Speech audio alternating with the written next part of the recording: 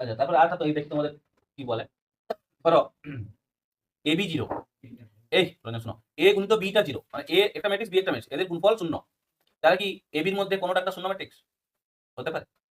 এবির গুণফল শূন্য, তাহলে এ আর বি এর মধ্যে কেউ কি শূন্য ম্যাট্রিক্স বলো? হ্যাঁ, হতে পারে কি না? হতে পারে বা নাও হতে পারে। কেন?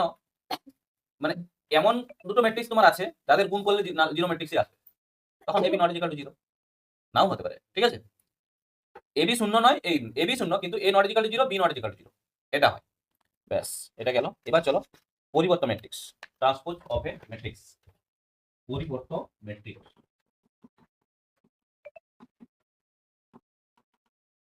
ট্রান্সপোজ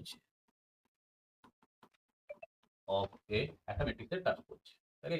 পরিবর্ত ইউজ করা হয় না, ট্রান্সপোজ ইউজ করা হয়। যেমন দেখো একটা ম্যাট্রিক্স ধরো এ, এটা 1 2 3 5, এর এ ট্রান্সপোজ কত হবে?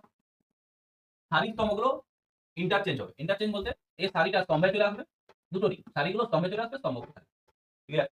কি বললাম, 1 2 আর 3 5 কলামে চলে এলো, ওরা সারি ছিল কলাম, এটাই হচ্ছে এটা। আবার একটা এক্সাম্পল দিচ্ছি, ধরো 1 2 3 4 5 3 2 5 1, এরকম। এর এটা ট্রান্সপোজ তাহলে কত হবে? এর এটা ট্রান্সপোজ হবে 1 2 3, এরকম সারিটা স্তম্ভে এলো, 5 3 2 5 1, এটা হচ্ছে এটা ট্রান্সপোজ বলা হয়। ঠিক আছে?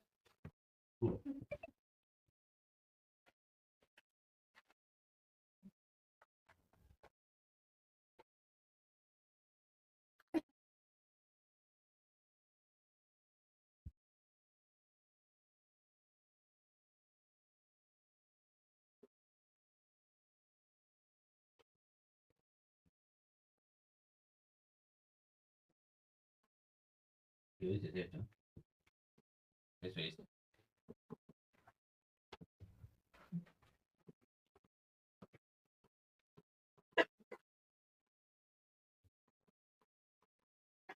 এই প্রতিসমটাকে সিমেট্রিক ম্যাট্রিক্স এরকম বলা হয়, সিমেট্রিক ম্যাট্রিক্স। ঠিক আছে, একটা ম্যাট্রিক্স এ কে প্রতিসম বলা হবে, প্রতিসম বলা হবে যদি এ ট্রান্সপোজ ইকুয়াল টু এ হয়, এ ট্রান্সপোজ ইকুয়াল টু এ, তবে প্রতিসম।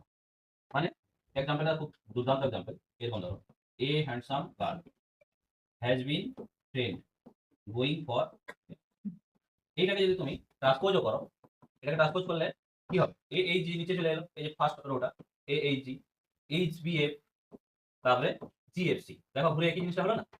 এ handsome girl has been trend going for, A transpose equal to A, তার মানে এটা হচ্ছে তোমার এই ম্যাট্রিক্সটা হচ্ছে প্রতিসম ম্যাট্রিক্স। ঠিক আছে, গার্ল হ্যান্ডসাম হয় না, মানে অঙ্কের হয়।